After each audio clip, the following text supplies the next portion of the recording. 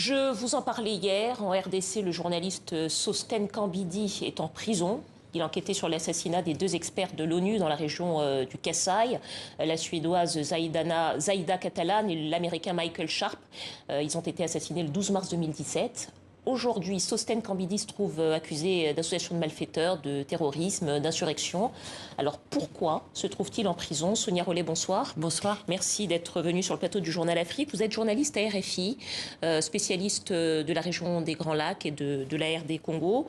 Ça fait 4 ans précisément que vous enquêtez sur cette affaire de l'assassinat des deux experts de l'ONU. Vous avez travaillé, vous collaborez avec Sosten Kambidi, qui est aussi un collaborateur occasionnel de RFI. Peut-être une question pour commencer. Il a été arrêté dans la nuit de lundi à mardi.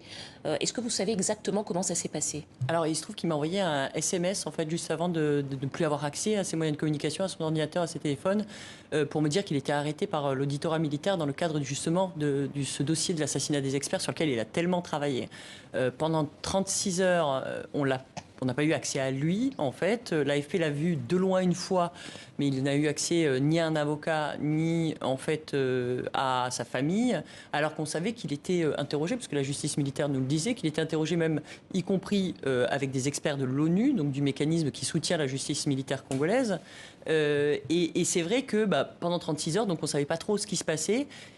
Et normalement, au Congo, on a le droit à un avocat immédiatement. C'est ce qui devrait se passer. Ça a été très vite dénoncé. Et le lendemain, on a appris qu'en fait, il ne serait pas finalement accusé, mais qu'il serait plutôt renseignant et qu'un renseignant n'aurait pas besoin d'un avocat. C'est ce qui nous avait été dit. Puis plus tard, on nous a dit envoyez un avocat parce que quoi? C'est ce qu'on a demandé. On nous a dit il change de statut. Donc là, on a dit est-ce qu'il est inculpé? On nous a répondu oui, mais ça n'a plus l'air très clair aujourd'hui. Donc il a été interrogé à ce moment-là une deuxième fois. Et c'est vrai que c'est vraiment très étrange parce que l'avocat, quand il est arrivé, il a découvert ce mandat d'amener sur lequel on disait effectivement qu'il était accusé de terrorisme, d'association de malfaiteurs, d'insurrection dans le cadre de ce dossier-là. C'était pas très clair. Est-ce que vous comprenez ce qu'on lui reproche véritablement, Sonia? Parce que c'était tout simplement un journaliste qui enquêtait sur une affaire importante. Est-ce que vous comprenez tout ce qu'on lui reproche là? Alors, non. Mais en fait, ce qu'on lui reproche, c'est d'avoir été trop bien informé. C'est exactement ça. On lui reproche d'avoir eu trop vite des informations sur l'assassinat.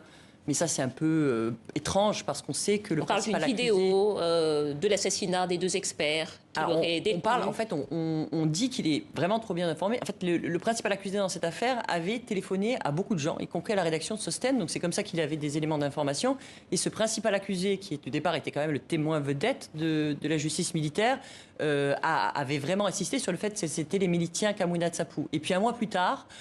Même chose, Sosten se retrouve en possession d'une vidéo de l'assassinat qui semble montrer des miliciens Kamwina Nsapu en train de tuer les deux experts. Mais en fait, il n'a pas vraiment trop tôt, puisqu'il a strictement en même temps que l'ONU, donc la MONUSCO. Et d'ailleurs, c'est moi qui lui demande, qui lui dit « Je sais que la MONUSCO est en train de récupérer cette vidéo. On faisait une enquête en parallèle sur cette affaire. Donc je lui dis « J'aimerais bien quand même en fait savoir ce qu'il y a sur cette vidéo. » Donc il trouve cette vidéo exactement dans les mêmes conditions que l'ONU. Sur le coup, il a l'honnêteté en fait d'aller voir les autorités et de dire voilà, j'ai cette vidéo, c'est quand même quelque chose d'important ou un élément important de l'enquête. Donc il collabore, mais on a vraiment tendance à faire ça, surtout quand on est correspondant, de dire aux autorités ce qu'on a entre les mains. Il ne la diffuse pas, donc il a ce réflexe-là.